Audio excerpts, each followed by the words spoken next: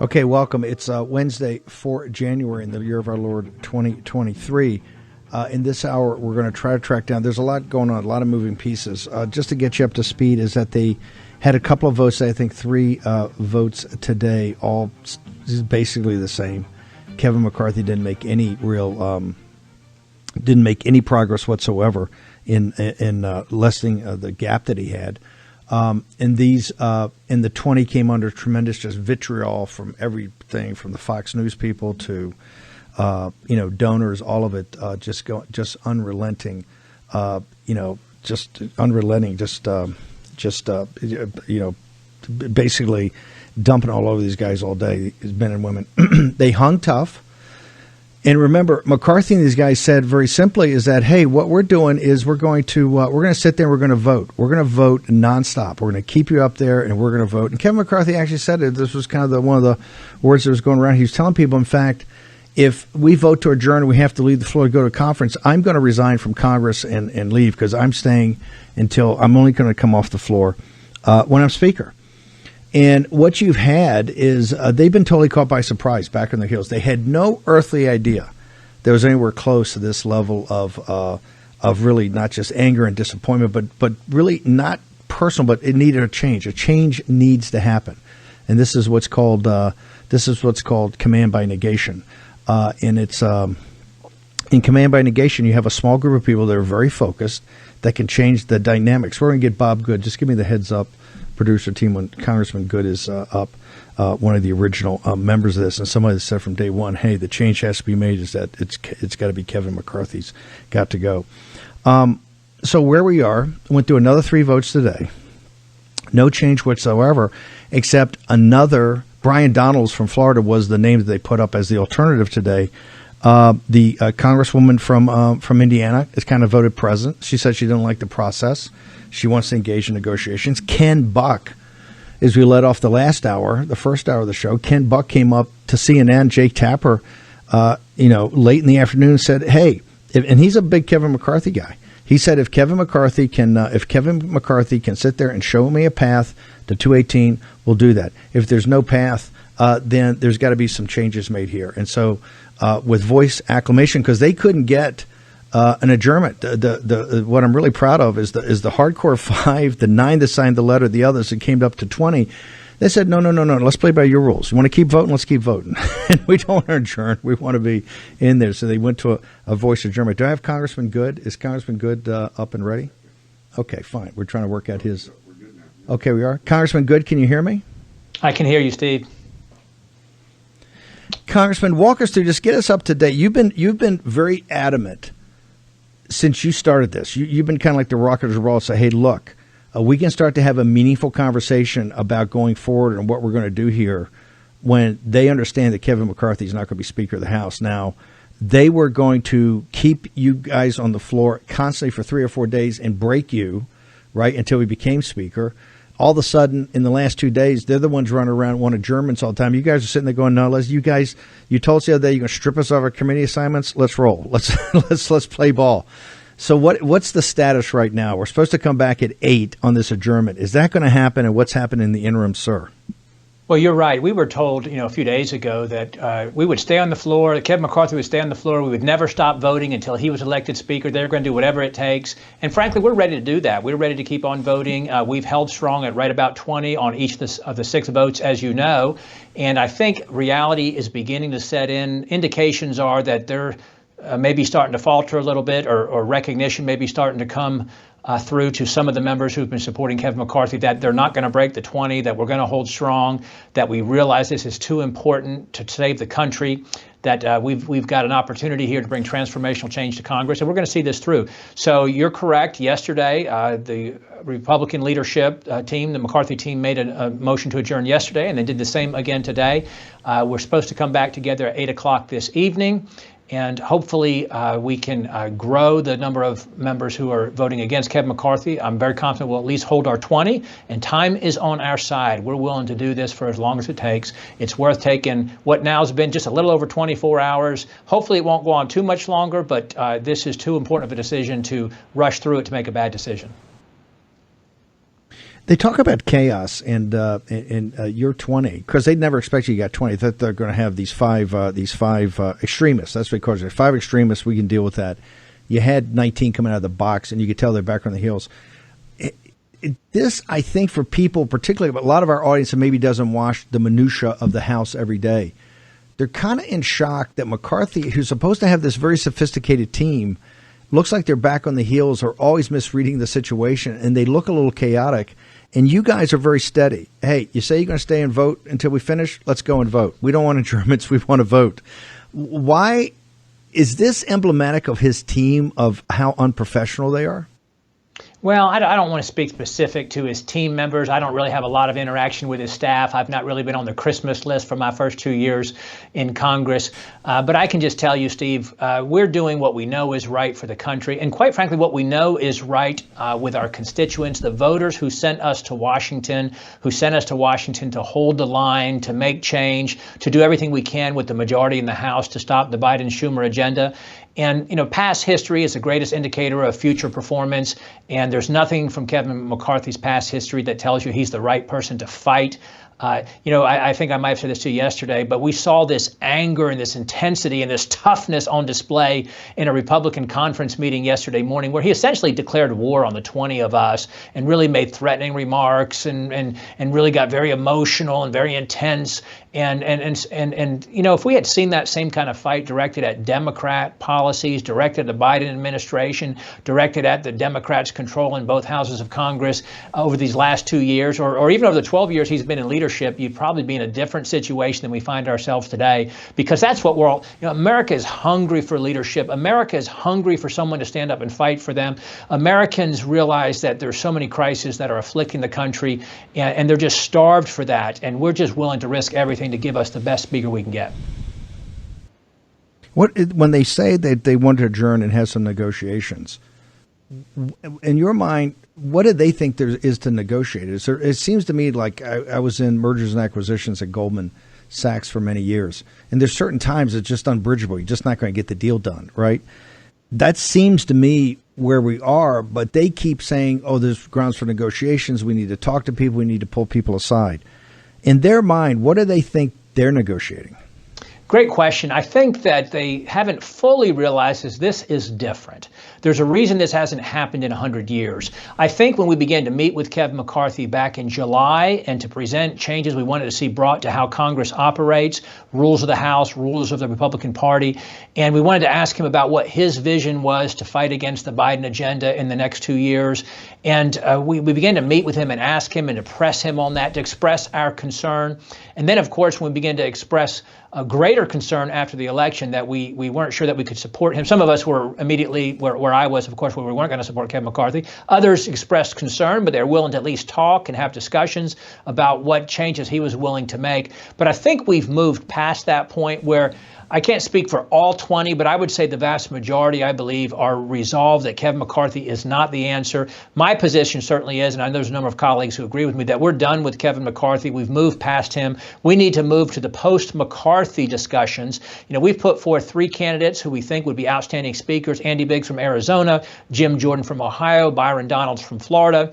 We've been around 20 votes for those, as you know, to this point. But until Kevin McCarthy reads the handwriting on the wall and does what's best and right for the country, for the Congress and the Republican Party, and pulls out and withdraws, because it shouldn't be about one person. It's not about ambition or pride or selfishness, or at least it shouldn't be. Until he does that, you're not going to see more candidates come forward. But what we need to do is to have him withdraw, move past him, get all the Republicans in a room, and let's put forward the candidates we think should lead the party. And let's go ahead and have that vetting process, that interview process, see who has the greatest amount of support, and then go back on the floor and vote in our speaker. Do you think Ken Buck went on CNN earlier today, the Jake Tapper show, and said, hey, look, he's a big supporter of Kevin McCarthy, and he was going to continue to vote for a couple more of these rounds. But he said, look, if it looks like there's not a path to 218, we just can't sit here and do this forever, and we're going to have to have a conversation with him. We got to get past that. Are you seeing that you believe in the conference, that there's a number of people that are ardent McCarthy supporters, but they understand that there's a core group here just not going to budge, and now they will start to entertain what we call the post-McCarthy structure of this? Ken Buck's a good friend of mine. He's a strong conservative. He's a very bright, strong member of Congress. We're obviously have been in a different place for these first 6 votes. But I think Ken's, and I'll let Ken speak for himself, but I will say that I think what has been reported that he said, I, of course, didn't see that interview or those remarks directly to the CNN post. But I think that there's a number of members who are right there where that's been reported that Ken Buck said he was, and they're ready to vote against McCarthy. They're ready to move forward. They're ready to move past McCarthy to a path forward to get us to 218. One of the things that's been said today by, Vox and the Wall Street Journal and others is saying, hey, it's now dawning on them that this is not simply about the speaker. This is also about a kind of a attitude or an angle of attack. And the first thing they mention is the debt ceiling and the appropriations, because this is about money and power at the end of the day. What do you think? How is this effort informing those massive decisions that have to be made, and they're going to have to be made? The debt ceiling, let's say the debt ceiling, they say it's the summer or the fall. I think it will be as early as maybe March or April, given where the tax revenues are.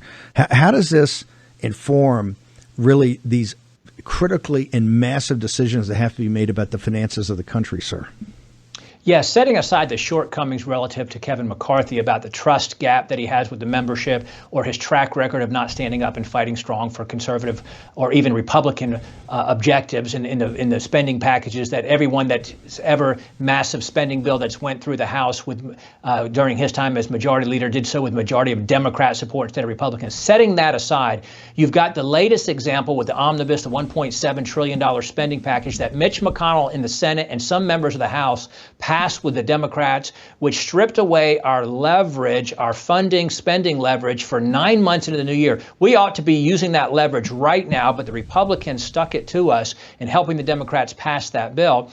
So you're exactly right, Steve. The next big battle on the horizon, now that we don't have that leverage, is the debt ceiling. And whether or not that's reached, you may be right, in the spring, or certainly I would think by the summertime, we've got to have a true principled leader who understands leverage, has strong negotiating skills, has a steel spine, and is willing, quite frankly, to shut down the government if necessary to bring us onto a path of fiscal responsibility. We cannot raise the debt ceiling without cutting spending.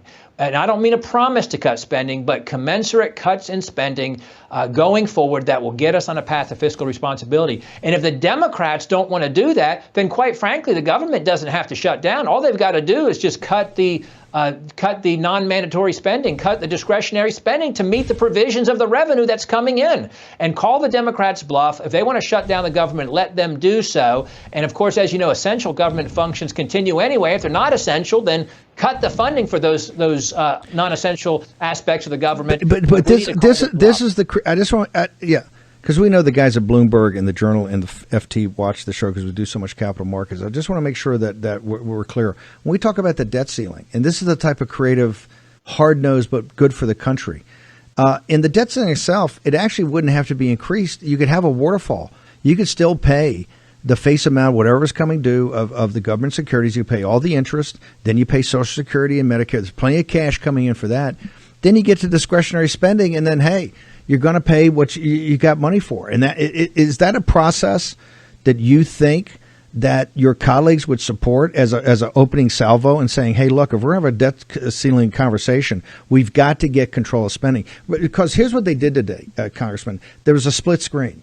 And the split screen was Mitch McConnell and Governor DeWine out there with Sherrod Brown and Joe Biden rubbing up on each other about this infrastructure bill, right? Another $1.5 trillion, right, spent. And they're saying, well, this is what people want. This is good. And look at these guys right here. Look at these extremists right here. That's the way the media is portraying it. The reality is that you and your colleagues are saying we have to be good stewards, but we have to have an adult conversation. We can't just have this happy talk anymore because the con is basically over. Do you think other of your colleagues are thinking in that kind of sophisticated way that, hey, the big fight's going to be debt ceiling and the spending, sir? Well, I think we're going to have enough conservatives in the Congress to have the leverage on the Republican side that we're going to be able to apply a lot of leverage if we stand strong to prevent the House from participating without cuts in spending. And you're exactly right, Steve, with what you said. Without raising the debt ceiling, all you got to do is prioritize your spending and decide where you don't have the money. The things that the American people have to do every week, every month in their family budgets, we obviously need to be doing that from a government budget standpoint. One of the things that we've asked for Kevin McCarthy, by the way, to do is to support a balanced budget, amendment, but also to adopt the RSC budget, Republican Study Committee budget. I'm on the task force for that budget, where we've put forth a balanced budget the last 2 years in a row, and that should become the Republican budget unless we come up with a better one. Congressman, good. Before we let you go, can you just walk us through how you think this is going to play out tonight? Because you're clearly one of the key strategists of this for the 20. Walk us through. It's supposed to be back at 8 o'clock. They could once again ask for another adjournment. But as you see it now at, 6:15 or 6:20 Eastern Standard Time, how do you think this plays out for our audience? Well, my hope would be that we will have more votes against Kevin McCarthy or not for Kevin McCarthy in this first ballot if we have that at 8 o'clock as we expect to do so. And again, it will become increasingly clear to those members who've been supporting him. Again, I believe his support is a mile wide and an inch deep, and they're just looking for a reason not to support him anymore. They're only in favor of him as long as it's in their own interest to do so, and prolonging this process is not in anyone's interest to do so. So my hope would be that we may be able to come to a conclusion tonight that it's not going to be Kevin McCarthy and that he will withdraw, and then we can begin tonight to meet together as Republicans, or if at the latest tomorrow, and begin to do that. That would be my hope, that he will do that for the good of the country, recognize we're not going to move, we're not going to cave, no matter how long that it takes, and I hope that we can get there tonight. Councilman Good, last question. The people in your district, you guys have been bombarded the last couple of days from every direction. Where are the people in your district on this issue of Kevin McCarthy? As they get the phone calls, as they're calling in, talking and calling to you, where do you think your constituents stand on this? Overwhelmingly supportive. I'm doing what I believe is right. I'm doing what I know is necessary for the country, but it's certainly reassuring and encouraging when you know that's also what the people in your district want you to do. They've been telling me that for 3 years since I first started my run for Congress in 2019, and it's overwhelming support now. You've got some orchestrated efforts paid for by the McCarthy machine, for getting calls from outside the district, from outside the state, sort of robo-type calls, but not concerned about those. The people in the district overwhelmingly support what we're doing. Congressman, how do people get to you on social media? Where do they go? Go to good.house.gov. Just go to our official website, and on there has all of our social media connections. Congressman Good, fantastic. Thank you very much. Appreciate you coming on. Great to be with you once again, Steve. Take care. A true fighter and a patriot right there, one of the original five. Okay. Just to get you heard Congressman Good right there. Congressman Good is saying, hey, they should come back tonight. They asked for an adjournment. Here, even the way they asked for the adjournment, I want to make sure our audience understands this, is that, Bob Good and Matt Rosendahl and Andy Biggs, Ralph Norman, the original, they were told that we're going to sit there and we're going to vote and continually vote until we break you. And they challenged these men and women and said, we're gonna sit there, we're gonna vote around the clock. Eventually, we'll break you, and Kevin McCarthy will be Speaker. So as soon as they got there, they had no earthly idea. They thought it was 5.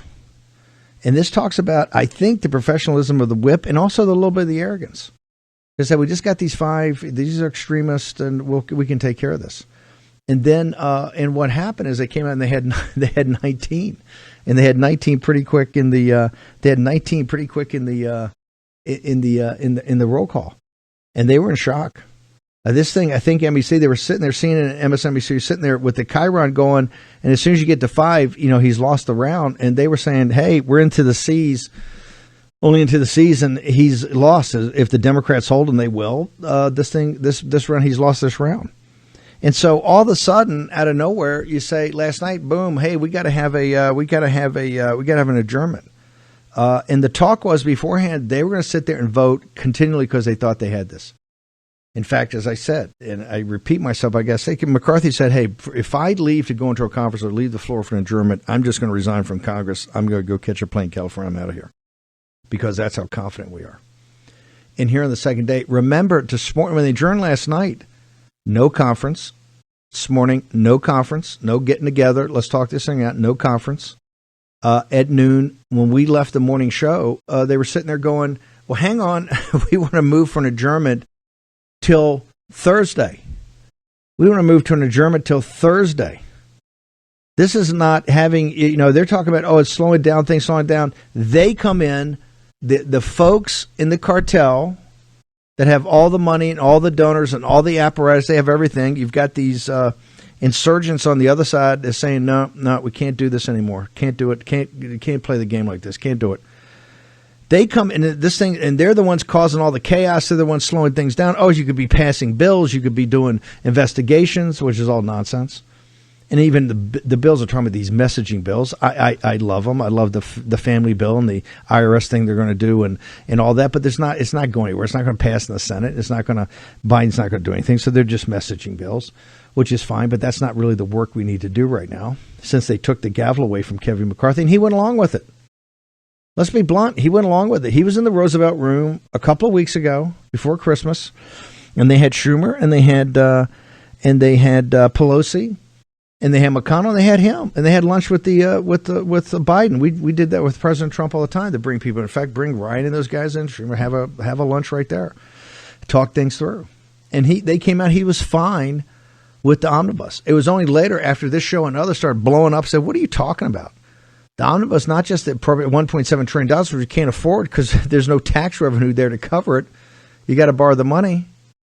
Other than that, it also takes away, makes Nancy Pelosi the speaker on the appropriation side, which is the anvil for another year. This is ridiculous. Then he got old-time religion, but even that was very half-hearted. When he came to the mic, it was like, it was too much spending, and, we got earmarks, all this. But no, it was missing the point. The point is that's how you would bring the FBI to heel. That's how you bring the Justice Department to heel. That's how you bring the Biden regime to heel. This is how you zero out the Ukraine thing. Says, no, if we're going to be at war with Ukraine, let's come and let's do it like all the constitutional conservatives. Where's your constitutional conservatism when it comes to the war in Ukraine? Let's just do it like the Constitution says. Let's have Biden come down and make the case to the House of Representatives. Let's roll. Where's that? None of it. All gone. And I think that's what got people. So concerned. Is this thing just going to roll? And that's why the original people are so upset. I tell you what, I've got Congressman Ralph Norman. Let's go to him right now. Congressman, we had you on this morning. Thank you very much. Walk us through how the day played out. And all of a sudden, for the team that said they were never going to adjourn and they were just going to grind you guys into the ground with vote after vote after vote, they asked for a lot of adjournments. After you left, they asked for an adjournment until Thursday. They wanted to come in and adjourn. Now they're adjourned tonight till 8:00.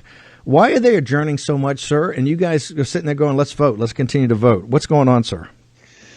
Well, it's interesting, Steve. It's kind of a moving target. We've had 6 votes now, which is historic.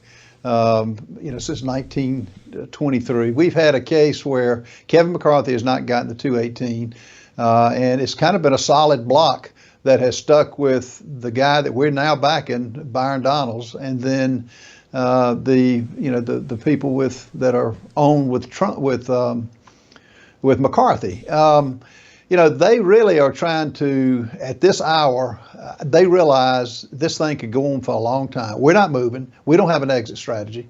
So they have reached out. I just had a meeting with a group with McCarthy. He is now reaching out because I think he knows he's got a problem. And so, there will be a point of no return. And the no return will be one that'll be just that. We'll take this thing as long as it goes. We'll have to come up with a candidate.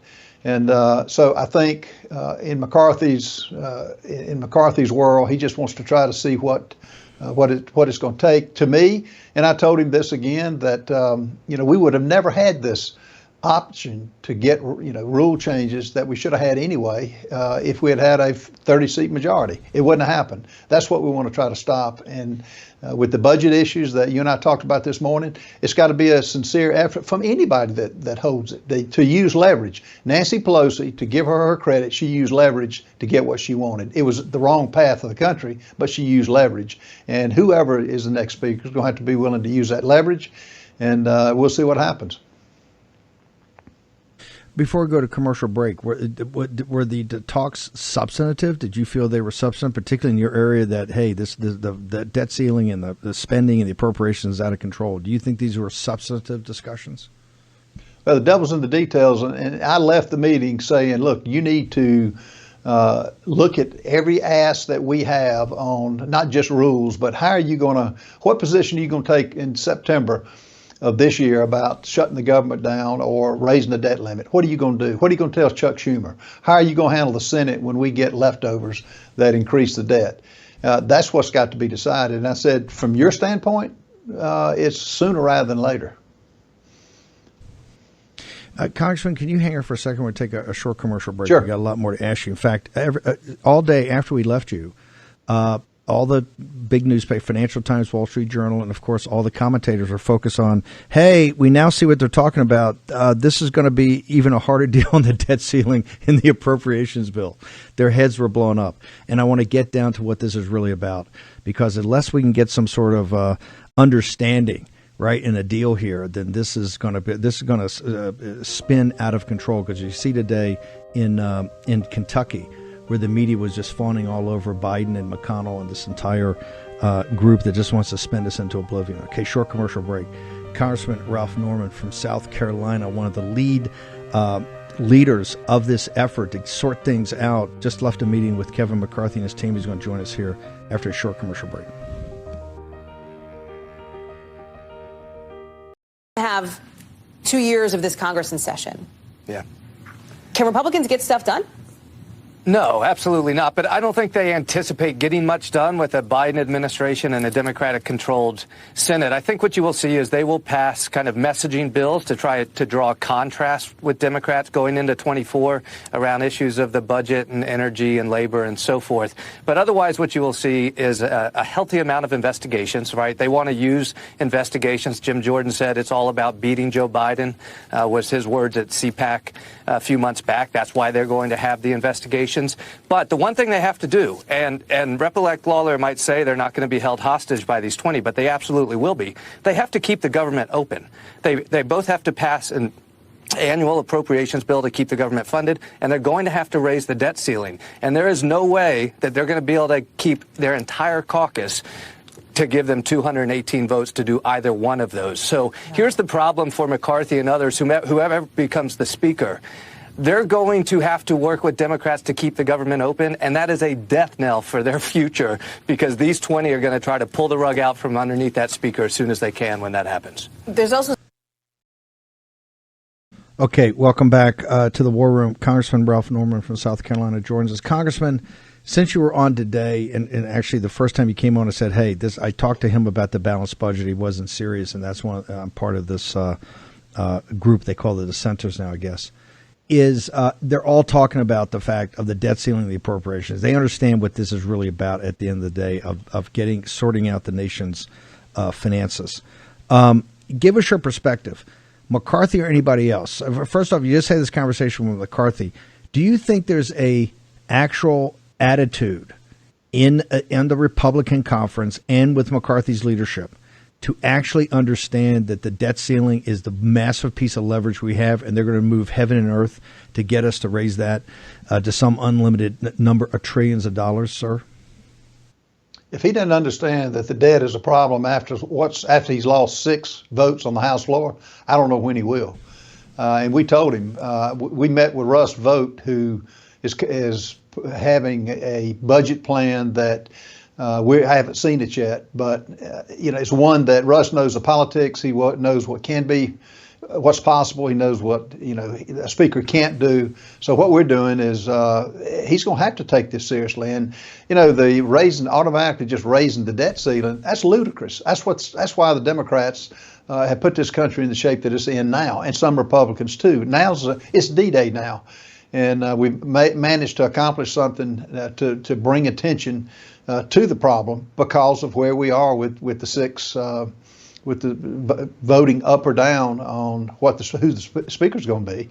And I think it's got their attention now, and the devil's going to be in the details. What we told him, he needs to come up with a plan. He's asking for this job. It's up to him to come up with how he's going to solve the budget crisis.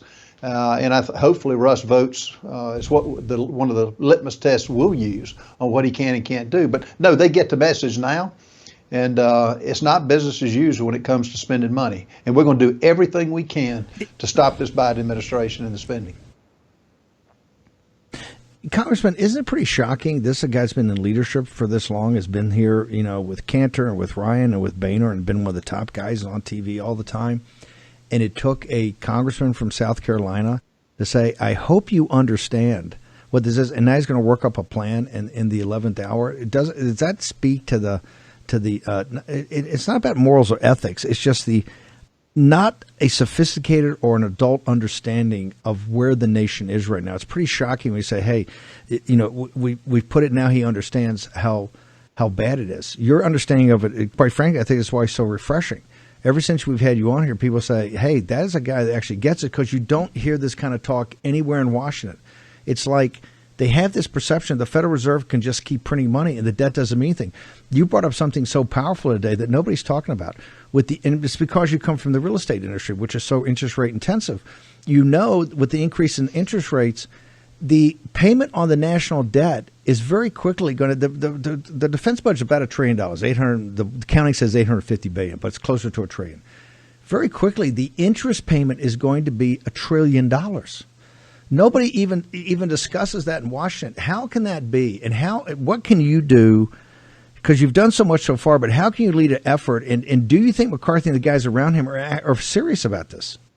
That's a good question, Steve. I don't know that they think it's that serious for some reason. For any of us that have been in the business arena, it's all about finances. It's all about, solvency.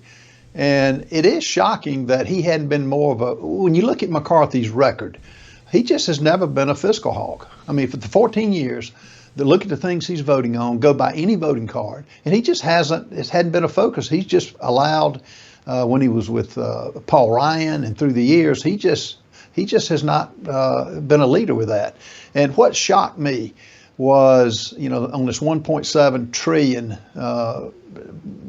heist of the federal treasury, he wasn't months ahead of time. Not that we had the votes, but calling attention to it, saying this has got to stop. And every day holding a press conference. And he could have gotten a lot of us. And that's what we brought up tonight. He's got to be an advocate for that. And it's just a symptom of why Washington is broken. And that's why we're building in numbers. We started in 5, and everybody said we're crazy. Well, we're up to 20 and going higher.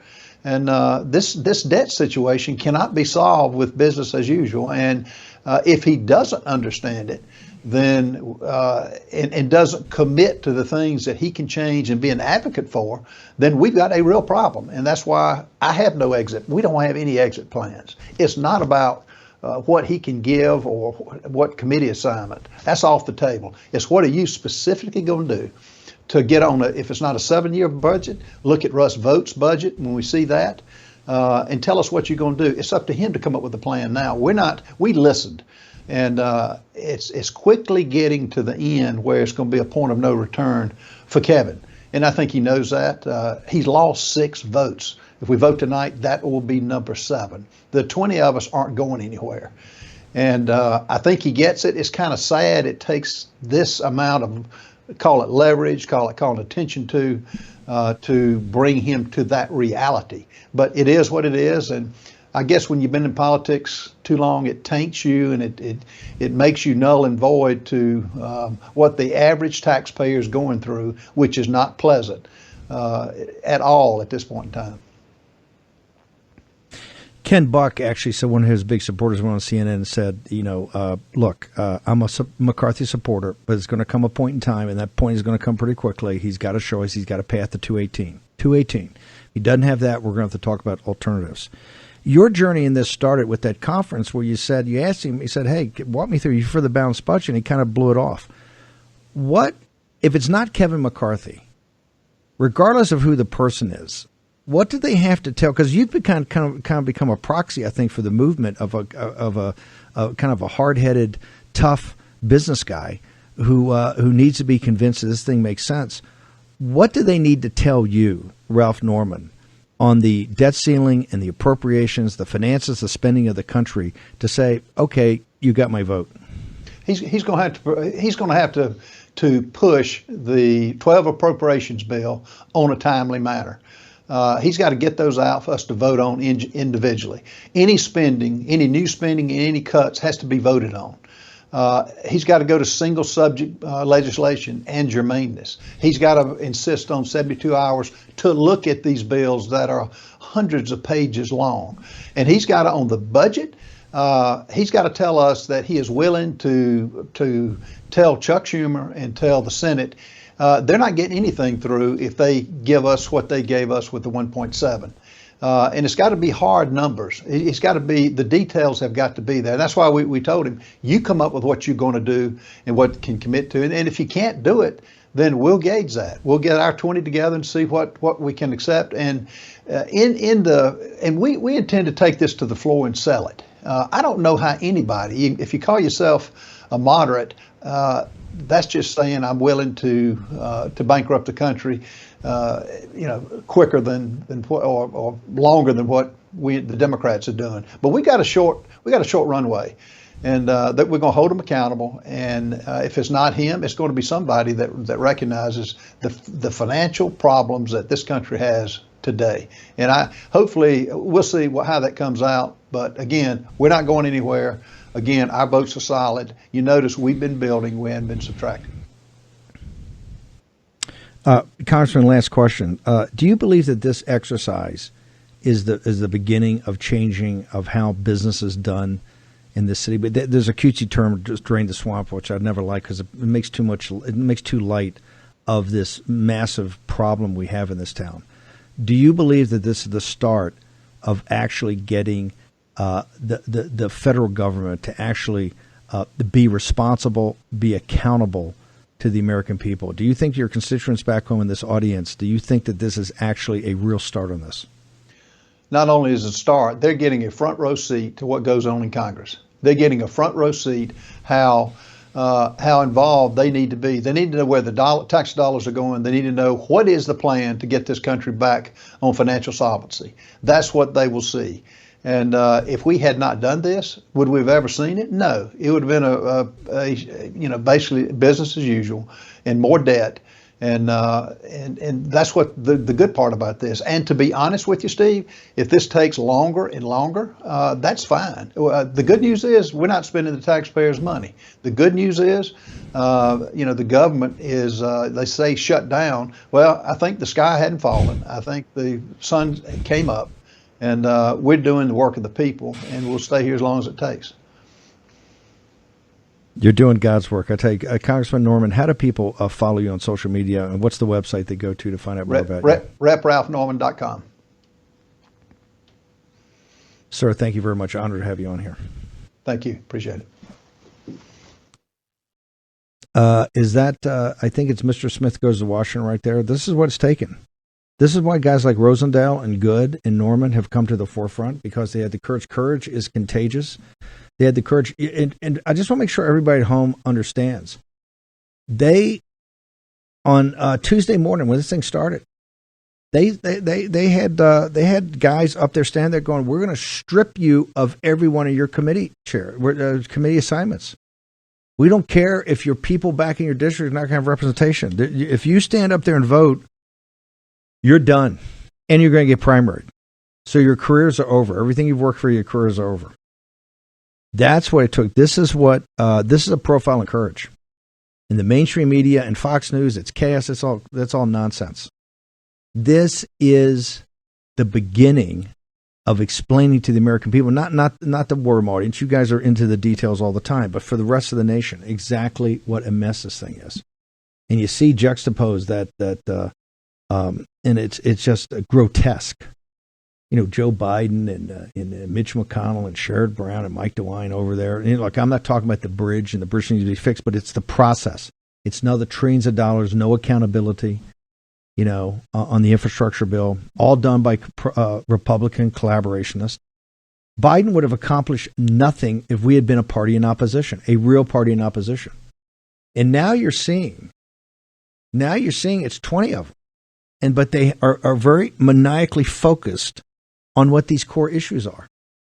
And the McCarthys of the world can't glad hand them. and can't kind of do the shuffle and get around it. And that's what's so frustrating to them. This is what's going to take. And that's why the smart people, it's the smartest people at these block sites and at the FT and the Bloomberg and the Wall Street Journal, they absolutely see exactly what's happening here. And let me tell you, baby, it is about the debt ceiling. It's about this appropriations bill. And that's why we were so upset when the omnibus got done, because we could have had the appropriations to do starting this afternoon. And they understand that's leverage. This town's about leverage. You just mentioned Nancy Pelosi. Look, I disagree with Nancy Pelosi on everything, and I'm not a particularly fan of hers personally. But let me tell you something. She rules with an iron fist, and she got a lot accomplished for what she believed in and what her people believed in and what they sent her to Washington to do. And there's no games with her. And she understands leverage. And that's what we have to have sophisticated. We have to be as cunning, and particularly we have to be as tough. And you are seeing right now, this is getting very nasty. Behind the scenes is as nasty and brutal as you could possibly think. And it's playing out in full public view, right? It's kind of Shakespearean in that way. So that's why we're doing kind of wall-to-wall coverage, and we continue to do coverage. To save this nation, we've told you, if you don't get the finances of the country, you don't get the economics correct, particularly the spending. If you don't get that right in the administrative state, this Leviathan that we've allowed to grow up since essentially World War II, or I guess even beginning maybe, let's say, in the Great Depression, but really in our victory in World War II. If you don't get control of the administrative state, which is something the founders never had in mind, ever, but they would come back today and say, oh, you've lost your mind. You've allowed really a tyranny to build up around you, of which you're financing on the backs of your children and grandchildren. Always remember, because this is going to be such a huge topic going forward, because if you think this is a nasty fight, if you think this is a tough fight, if you think you're being called everything in the book, domestic terrorist extremist, you ain't seen nothing yet. You wait till it gets down to the money. You wait till it gets down to the debt ceiling.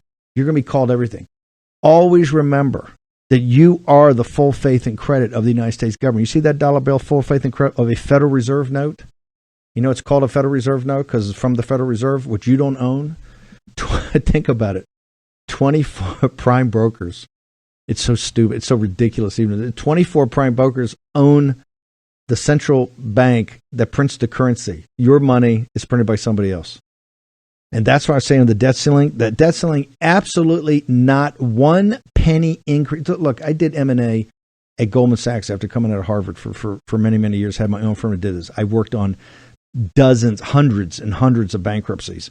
This is a bank. It's real simple. You got a waterfall, cash comes in, you pay the priority payments, right? Debt payment, interest payment on the debt payment, Social Security payment, Medicare payment, everything else. Okay, let's have a discussion, right? Let's have a discussion.